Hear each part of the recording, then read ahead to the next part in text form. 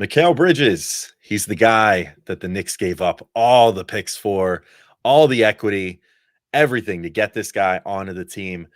What's he bringing to the Knicks this year? Will he replicate some of the best things from Brooklyn? Can he leave some of the worst things from Brooklyn behind and go back to some of his ways from the Suns? We're talking about it right now on Locked On Knicks.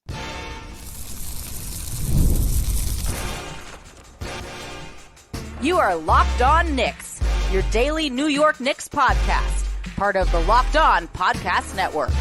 Your team every day. All right, welcome in to Locked On Knicks. Today's episode is brought to you by Game Time. Download the Game Time app, create an account, and use code Locked On NBA for $20 off your first purchase.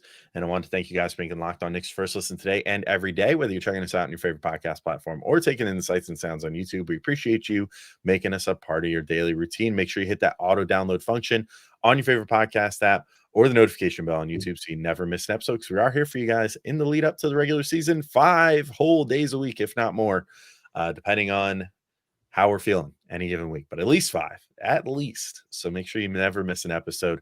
I'm Alex Wolf. I'm editor-in-chief of Knicks site The Strickland, which you can find strict.land, and he's Gavin Shaw, favorite play-by-play broadcaster's favorite play-by-play broadcaster. And today we are previewing Mikal Bridges' season. That's an interesting one. We're going to have to get used to that this year. But so Mikal is 28 years old, Gavin. I'll just give the quick counting stats before we get into some of the more interesting stuff. 28 years old, going into his 7th season. Last year with the Brooklyn Nets, averaged 20 points per game, 4.5 rebounds per game, 3.5 assists per game, 1 steal.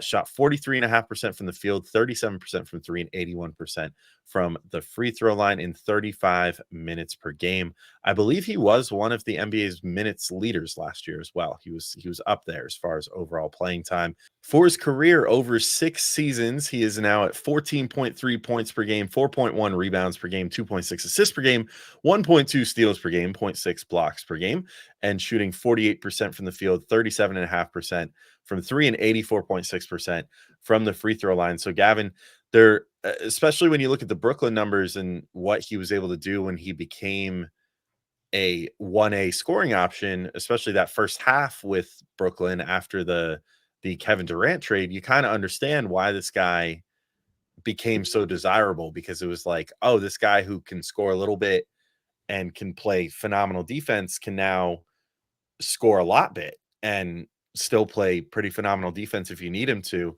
Obviously, that came in fits and spurts in Brooklyn. So we'll have to talk a little bit about that too. But, you know, we and mostly you did a really good job with this, pulled some really interesting stats about his career so far and last year and whatever. So I'm curious where you want to start as far as Mikal's career and what we could start looking at for his time with the Knicks here. Yeah, I am really, really fascinated between that gap between what he was in Brooklyn, what he was in Phoenix. Phoenix, like arguably the best role player on planet Earth, like everything you can want, right? Shooting, like hyper efficient at the rim, smart, consistent passer, and just flat out one of the best defenders in the NBA. Peaked, of course, finishing second in all defense voting, I think in that 2021 season. But a couple of stats that sum that up. First, just the one that everyone knows, but I feel like we have to say it because it is the most interesting stat. It's one of the most interesting stats in the entire NBA. He's played in all 474 games to start his career. That is the 13th longest streak in NBA history. It is 64 away from being top 10 all time in NBA history. So if nothing bad happens this year, Alex, and I hate that I'm saying this, but I just have a sicking feeling that he's going to turn an ankle or something 6 games into the season, and everyone's going to somehow blame Tom Thibodeau and have pitchforks outside of his home. But hopefully, if he gets through this full season, he'll be top 10 all time in that streak. But some of the numbers that indicate the differences between Suns Mikal Bridges and Nets Mikal Bridges, and will lead us into this conversation about what his goals and what the biggest questions are around him this year. He shot 79% at the rim in the 21-22 season. That was the 3rd season in a row he was 90th percentile or above in efficiency at the rim relative to other wings. Last season, he was 17% down from that.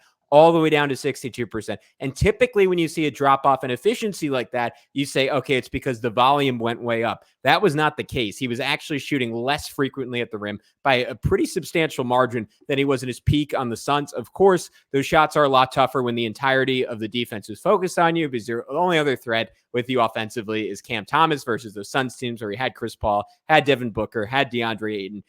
You're just getting different looks. The spacing on those Suns teams were impeccable. Fortunately, the spacing on this Knicks team will be impeccable. So hopefully he can get closer to that. A couple other quick stats on that front. He shot 50% from 2-point range in Brooklyn after shooting 58% from 2 in 4.5 seasons on the Suns. He was a 48% mid-range shooter in those first 27 games on the Nets. And then over the course of last season, a full season, just 41% for mid-range. So I'm looking at all these numbers to bounce back. My big question is how much do they bounce back? But Alex, before we get into that, what was his best game as a net?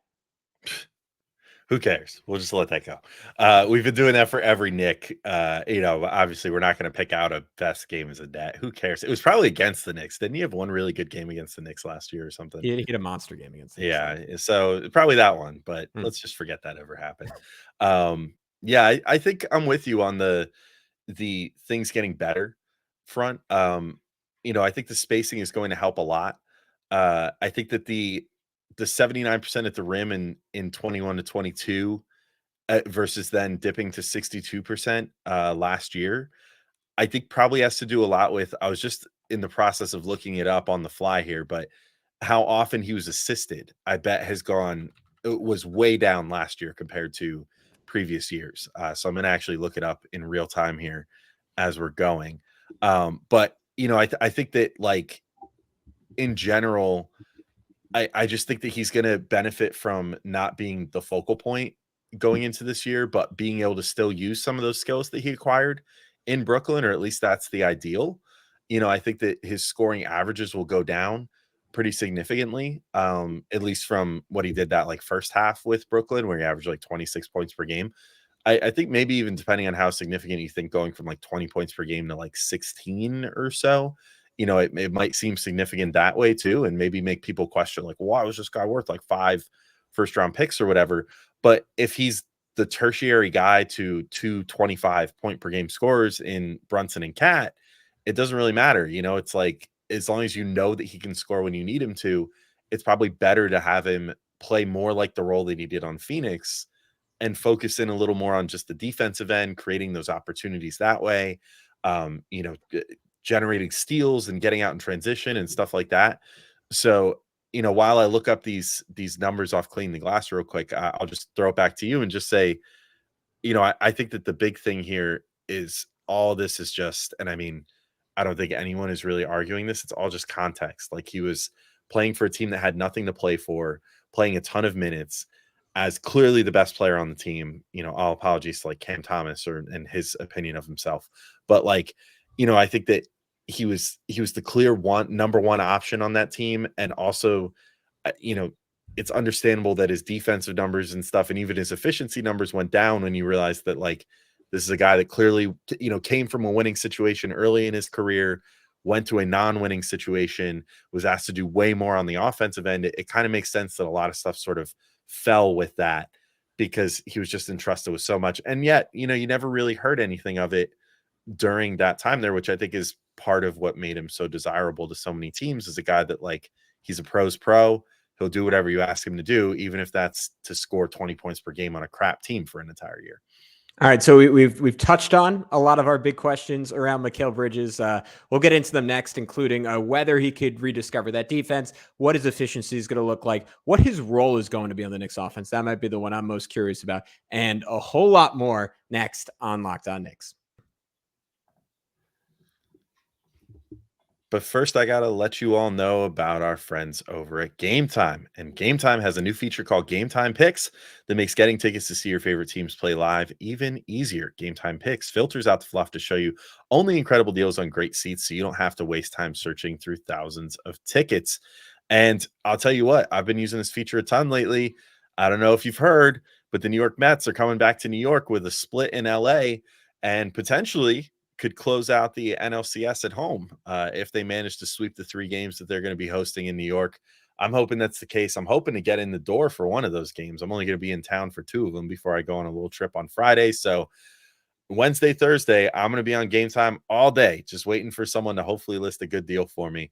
And they're not hard to come by on Game Time because they just point you to them like crazy. A good ticket goes up and you hear about it right away. And it's very easy to order, very easy to make sure you get a good deal. And the best part is that they have a Game Time lowest price guarantee, or Game Time will credit you 110% of the difference. So you can always shop with certainty when you're using Game Time. So take the guesswork out of buying tickets with Game Time picks. Download the Game Time app, create an account, and use code LOCKEDONNBA for $20 off your first purchase. Terms apply. Again, create an account and redeem code LOCKEDONNBA for $20 off. Download Game Time today. What time is it? Game Time. All right, Gavin, we're back in to keep talking through Mikal here. And this is a little interesting. So I looked up those numbers that I was trying to find on how often he was assisted on various, shots and whatever. And actually, I guess that the way that it's framed through cleaning the glass, the percentiles reward unassisted shots. So they want you self-creating. So the way that they determine the percentiles is the lower the better. So if you're a wing and you're generating more of your opportunities, that puts you in a higher percentile.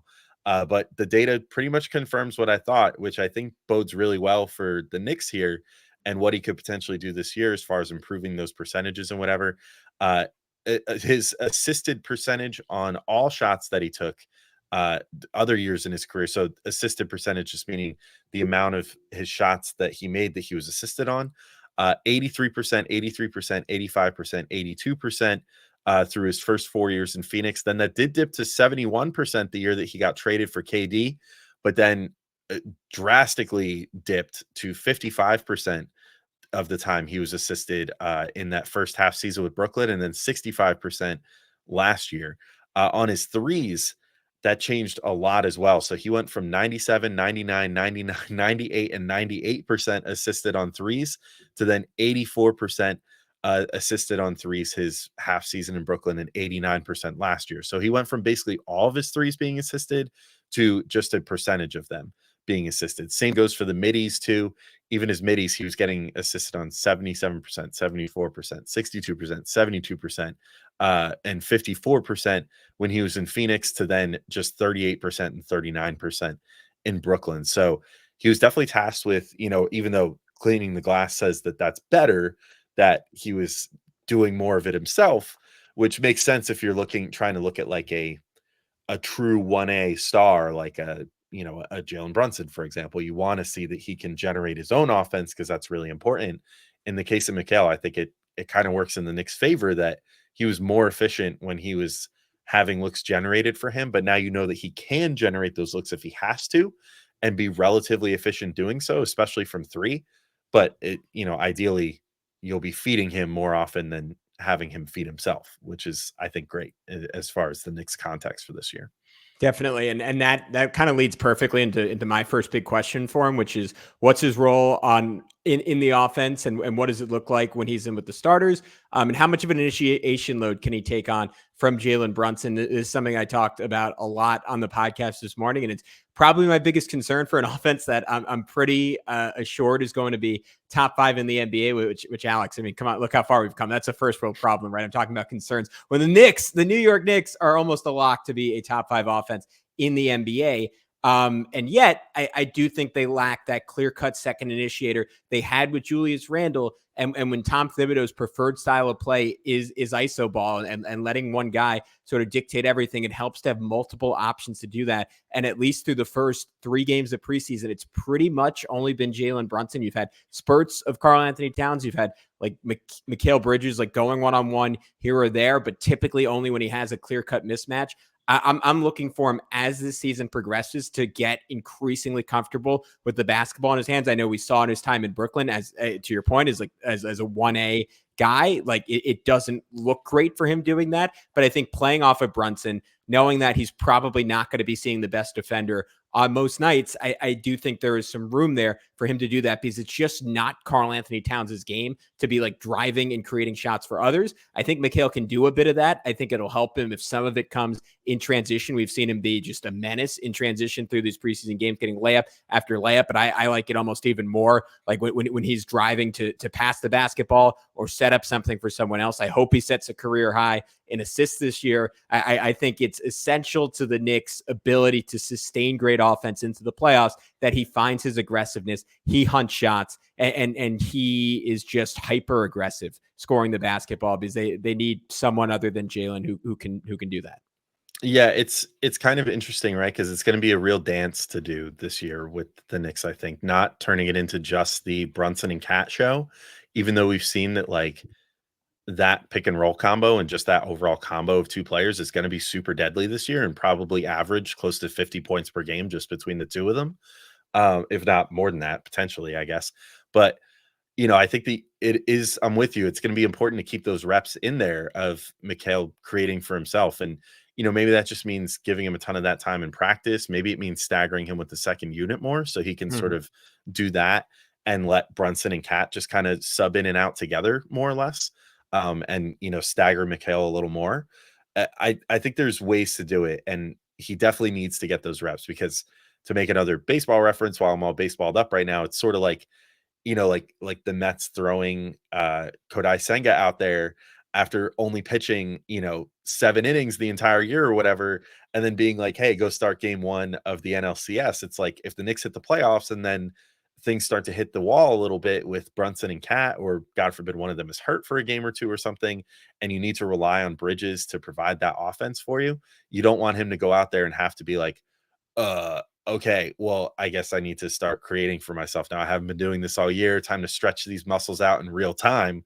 You want him to be warmed up and used to that idea and already comfortable with creating his own offense and being like the number 2 option on any given night or whatever. Like, I doubt he'll ever be the number 1 option any given night, but he should get used to the fact of like, oh, Cat's shot is off. Okay, I'm going to take on a little more tonight. Or, oh, Brunson's shot is off. I'm going to take on a little more tonight. And I think that'll be important to balance throughout the year, because he's sort of the only other guy, at least in the starting unit, I think, that can really do that. Like, Hart has severe limitations, as we've seen, and he can go off from time to time, but I think is a little more dependent on other players to make that happen. OG, I think it's well documented his struggles with being able to generate his own offense and stuff like that. So keeping those muscles worked out for Mikal, I think, will be a huge thing.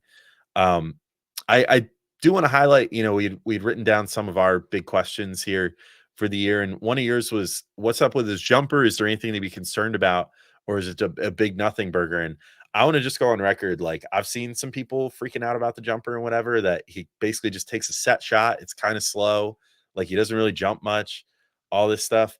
And I could get it if it wasn't going in so much, but I'm kind of on team nothing burger with that one. Where do you stand with that? Like, it doesn't bother me, because he's done so good to this point in his career, and I think it should be okay, especially since he'll be taking so many spot up shots.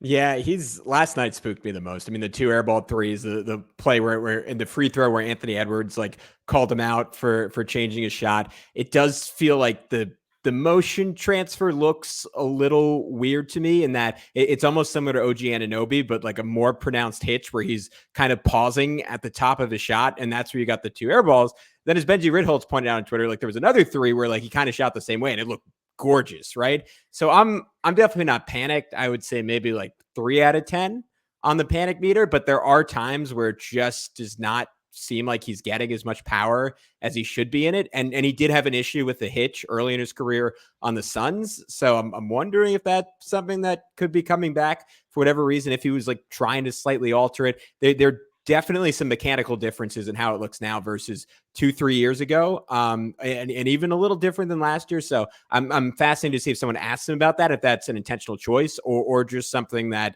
like in his adjustment to New York has happened and he needs to get fixed up, or it might be an intentional choice and it might be going the right way and it might look really, really good when he gets it right during the season. I think my fear here is this is something that, like, if you are actively conscientiously changing your shooting form, it's something that just has to be finalized during the offseason. But if you start doing that under the stress of like intense games, it can break down even further. So if you want to talk about worst case scenario, that's where it could go. Right now, again, I'm not panicked. People who know more than me say it's nothing. So I'm going to tend to trust that. Some people who know more than me are a little worried. So we'll see where it goes. Yeah, I'm with you there. I guess the only way to see it is just to see it in action in high leverage regular season games. And I think probably preseason wise, the Knicks probably just played their most intense preseason game that they're going to play during this slate. But I guess we'll see. Tibbs does tend to like the second to last or last game to be more of like the true dress rehearsal. So I guess we'll see if that's where he busts out the whole thing and we get to see sort of a regular season environment. But hopefully, with how set of a shot it is and whatever, he doesn't have to create too many on the perimeter and then can just basically spot up and use that wingspan to shoot over guys. He'll be the nominal shooting guard out there. So maybe he's sort of adjusting for that too, with the not jumping a ton. And he's like, well, I have super huge long arms and I'm already taller than these guys. So it's sort of like Porzingis or Cat trying to shoot over like, a power forward or whatever, like they can do it because they've got the reach to make it happen as long as that person's not like a crazy athlete. So I guess we'll see as that goes. But we still got a few more big questions for the year, and then we're going to lay out goals for the year and realistic expectations for Mikal in just a moment. So stay tuned. First, we wanted to tell you about our good friends over at FanDuel. Hey, NFL fans, you can start the season with a big return on FanDuel, America's #1 sportsbook. So when you get a hunch in the middle of the game, you can check out the latest stats, view live play-by-play, and so much more on the same page where you place your bets. You'll get started with $200 in bonus bets guaranteed when you place your first $5 bet. Let me tell you what I'm thinking, because I'm on a bit of a hot streak. Alex, I hate to call this out. I got Bills over Jets right tonight on Monday to start the week. That's 3 in a row I've correctly predicted in these FanDuel ad reads. It's probably not the place people are coming to get their gambling advice, but what the heck? I'm going to keep going with it. I'm going to continue the New York hate. I'm a Giants fan, but the Eagles are -3 in that matchup. I think Philly's getting it together a little bit. Their defense is off a fantastic performance against the Browns, fully healthy at wide receiver. The Giants are breaking down a little bit. I do think the return of Malik Neighbors could certainly change things with this offense. I'm not super confident, though, in Daniel Jones at this point. So that's why I take the Eagles. I also kind of like the Bengals over the Browns if you don't want to bet against the Giants. But again, you can't really go wrong, even if I'm wrong, because you get started with $200 in bonus bets with just $5 if you head over to FanDuel.com. All right, let's keep it going. Big questions on Jalen Brunson. The third one we had written down is, can he find the best Bridges, but close. Oh, what did I say? You said Jalen Brunson. Oh, okay. I'm locked in on my king. Mikal Bridges. Can he find? I'm interested in that in Jalen Brunson too. Can he find the best of both worlds? Hyper efficient star role player, occasional #1 or #2 on the Knicks. We've kind of already talked through this, Alex, so I don't want to belabor the point, but I do think the efficiency is going to end up being kind of somewhere in the middle of where he was in the Suns and where he is in the Knicks. I think something that'll help a lot is we've seen him get out and transition a ton. Josh Hart has been particularly adept at hitting him over and over again. Kind of looks like a prime Obi Toppin, just leaking out after rebounds. And that Villanova trio has such good chemistry. That's going to help things. But he's also going to get good looks in the half court. You mentioned his time with that bench unit. It was part of that really fun lineup where it was him and Anunoby, Shamet, Deuce, and Cat. And I just want to see as many minutes of that group on the floor as possible. Like, it seemed like Mikal was playing so much more free than he was with the starters. And at one point got Rudy Gobert on a switch and just went right by him for a layup. And again, with a group like that, we're legitimate 5 out, right? It's not Josh Hart out there where defense is sort of like, I'm not really going to guard you. When you put Mikal Bridges in legitimate 5 out situations, he is generally going to be able to get all the way to the rim. So I think that's going to help him a lot. I think the efficiency will rebound. But then the next question is the other end of the floor. Can he get back to the defensive highs he had with the Suns? What do you think? Because some of the underlying stats in terms of steal and block rate and the aforementioned efficiency at the rim suggest there's been some fall off in athleticism. At 28 years old, I'm not sure if that should be the case. And I just want to know with OG Anunoby, one of my big concerns when the Knicks were trading for him was his steal and block rates were kind of in the gutter on the Raptors relative to like the best of his career. And then they bounce right back up to career highs on the Knicks. I do think there's something to the idea of when you're playing for a crappy team, taking on a disproportionate offensive load, those statistics can dwindle a little bit because they're effort stats. And when you're on a great team and you get to focus on scoring a little less, they can bounce back. But what do you think about it? I think exactly that. I mean, this sort of leads into another question that I had, which is just how much was this guy mailing it in Brooklyn last season? Like, I don't think he would ever say that he was mailing it in, and that that he wasn't trying his hardest for a tanking team, while he was like almost leading the league in minutes and everything else. But I think if you read between the lines, you can pretty easily identify, like, yeah, I don't think that he was necessarily giving it his all there. Like, because why would he? Why would he put his body on the line, potentially risk future earnings, potentially risk being an attractive trade target for another team so he could get out of there, specifically the New York Knicks, by, going all out and, throwing himself around for a team that just frankly had nothing to play for. I think that we'll see something similar to what we saw with the OG. And I think that actually those two create an opportunity for one another, where I think that both of their steal, especially their steal percentage numbers, and Josh Hart's as well. We've seen this in some of the preseason games. The one against Washington in particular was just a slaughter in this regard. Like, those three complement each other so well and are flying around so much and are so switchy, and just especially in the case of Mikal and OG, just all limbs, that they're going to generate so many steal opportunities. Like, I think all those numbers are going to rebound for everybody on this team. I would not be surprised if the Knicks are near the top of the league in steals this year, if not the top, because they're just, between those guys, the three guys I mentioned already, plus Deuce McBride, plus Jalen Brunson is no slouch with generating steals either.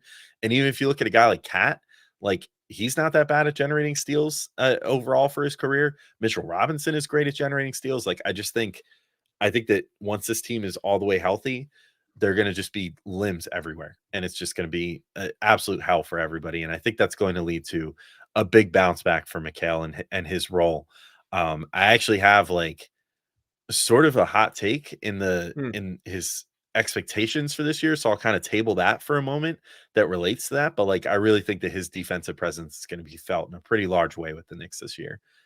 Similar to how it was with Phoenix, especially considering he won't have to shoulder nearly the offensive load that he did in Brooklyn anymore. Yeah, I'm with you. I think it's gonna be piranhas feeding out there. They were just smothering in that game you mentioned against the Wizards, 30 forced turnovers. The biggest question I have about Mikal Bridges this year: will he / the team be good enough to justify the price the Knicks paid for him? And I am finding myself like weirdly pessimistic about this, even though I'm optimistic about the team as a whole, because to me, this comes down to playoff scoring. And I have my doubts about Mikal Bridges in this category. And I want to be proven wrong, because he was like in that finals run on the Suns. I had the stat when I had Macri on, but I think it was 9 of the 12 games in the conference finals. In the finals, he was in single digits. And then he had that 4-game series again, or it was 4 games against the Sixers, where he was really good. And he was shooting the heck out of the 3 ball. Kind of wasn't given any choice. And to me, that's almost what I'm focused on with Mikal.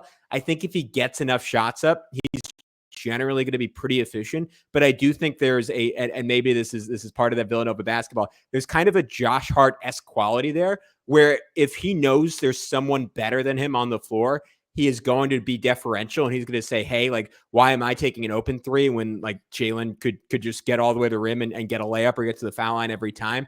And this goes back to what I was saying earlier in terms of offensive role. Like, I just think the dude has to be a freaking alpha for the Knicks to get past the Celtics. Like, that is the only way it's going to happen. There are going to be games where he has to match Jaylen Brown. There are going to be games where he has to match Jason Tatum. He is not quite the talent that those guys are, but I think he can make up some of that gap with a little more bravado, because I think purely as a shot maker, like, he's not that far off. And he's had reps now doing the types of things that make those guys great. The example I would use for him is Dante DiVincenzo, who, like, you look after a slow start to that Philly series, game 6 against the Sixers, 23 points, 5 threes. Game 1 against the Pacers, 25 points, 5 threes. Game 2, 28, 6 threes. Game 3, 35, 7 threes. Game 7, 39, 9 threes. There were extenuating circumstances there. He had to shoot, but Dante was willing to shoot, and he could score efficiently on volume in the games that matter the most. And that is ultimately what the Knicks are going to need from Mikal Bridges. He hasn't really done that for a great team yet in his career. He's done a ton of other stuff for great teams in his career, and he's done more winning than any other player on this Knicks team. So let me say that without any doubt, Alex. But I'm wondering how the playoff scoring translates. And for him to be worth 5 first-round picks, I think he has to be like a 22 to 20, maybe 24 is rich. I'm going to say a 22-point-per-game guy in the playoffs. And I think most importantly, have a couple of games, even if it's only 2 or 3, where he gets close to 30 and he's really efficient for the Knicks to get through, because they are kind of lacking for scoring options relative to some of the other top teams in the East and in the NBA.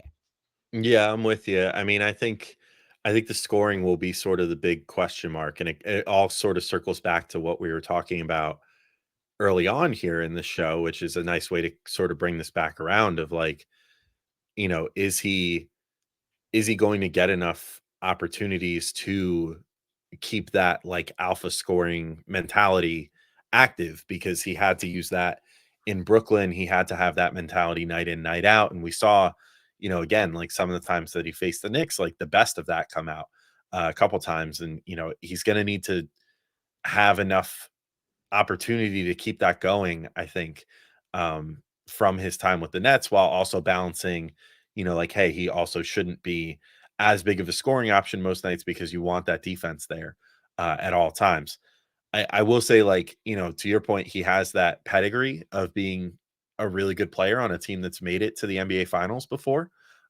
So there's that to look forward to, from the Knicks perspective here, and that he has, more so than anyone other than, I guess, like, well, you can't even really say OG because he was hurt the year that the Raptors went through the playoffs and won their title. So it's like, yeah, he's the guy that's come the closest materially to winning an NBA championship on this team. Even though OG was technically part of a team that did win one. I think that they're gonna have to lean on that a lot. And the defense that he offers, hopefully the offense comes with it. But as far as can he be good enough to justify the price, I still fall back on the fact that they basically just gave up picks for him. Unlike the cat trade where they had to give up like good foundational players plus a pick. In the case of Bridges, they basically just gave up picks. Like, all apologies to Bojan Bogdanovic, but like, they didn't, nothing of value was really lost there. If I'm being honest, like, it's a guy that barely cracked the rotation, that had his moments, but only because, a lot of guys got hurt last year. Like, he was not a guy that factored into their plans this year at all. And now, I think that Bridges, even if he just offers that elite level defense, I think is already coming close to being worth that amount of picks and everything. And he But helped you get Jalen Brunson on an insane discount. So exactly. And he himself may give you an insane discount if the pieces, being written about his forthcoming extension are to be believed. Then if that's the case, then it's a huge win for you if you get him on a value contract as well as Brunson, and get to keep this core together for as long as you possibly can. So we'll see how that all goes. But Gavin, before we sign off here, we're going to do goals for Bridges this year, and then our realistic expectations, which for me at least are not too far off. And that's funny, because I feel like for a lot of the guys that we've done so far, I feel like the goals are a little more lofty and the realistic expectations kind of bring it down to earth. With Mikal, I think the nice thing about the type of player that he is that those two things are pretty close. Like, what you realistically expect out of him is probably pretty close to what his ceiling could be in many cases. Yeah. I think that's a good way to phrase it. You know who he is, and that's like he's just going to help you in so many different ways, and that's why every single team in the NBA wanted him when he got available on the Nets. But my goals for this year: don't get hurt. I mentioned that already. Find the middle ground between the hyper elite role player in Phoenix and the starish wing on the Nets. Mentioned that. Best stock season of his career, steals and blocks combined. Has to be what I just said, has to have a couple monster scoring performances in the playoffs and be consistent outside of that for the Knicks to get where they want to go. What are your goals for him this year? Mine's pretty simple. It's just go back to being an absolute killer on defense and let the offense come to you. If I'm him, and that does involve having some ISO opportunities and stuff, and having like some bench. I think bench minutes for Bridges would be the most beneficial of anyone that could possibly have bench minutes on this team. If they're going to do a 9-man rotation, I think that he's the guy that you want to stay out there with, like Deuce McBride. If like campaign, and then have Bridges out there, Precious Achua, and whoever else you want to be out there with that lineup. I mean, I guess maybe Josh Hart sticks around for that or whatever. But either way, like, when you're talking about lineups that could potentially be in high leverage situations, like off the bench, like I feel like he would be the guy to have out there and absorb some of that like 1A scoring for the bench unit. And be that guy, which we saw like it's I don't want to crap on the guy, but like we saw that the Knicks tried this with like RJ Barrett, for example, and he's just obviously a lot less talented than Mikal Bridges. And so I think the Bridges could do it a lot better and do a lot of damage that way, and then go back to, once he's back with the starters, kind of playing that more tertiary role behind Brunson and Cat and just being a spot up god and calling it a day that way. So I think that's sort of what they've shown in preseason thus far. So I'm pretty confident that that's the way that they're going, outside of maybe the fact that we haven't really seen him do a ton with like that bench unit yet, and I would love to see some more of that. But as far as the realistic expectations for this year, mine are kind of along the same lines. I think he averages close to 15 points per game, maybe a little more than that, but has a number of games where he flirts with 30 or even gets over 30 when one or both of Cat or Jalen Brunson are having off nights. I think the defense reaches elite levels, though. I think that to the point where it's like it was his final full year in Phoenix, where he starts getting buzz for potentially defensive player of the year. I actually think that he ends this year as the guy that the media and the fan base credits more for the defense being what it is, in part because he keeps the Iron Man streak going. And OG will definitely have to miss some games. It's kind of just a given at this point in his career. Something will turn, something will twist, something will, pull whatever with OG, and he'll have to miss a little bit of time.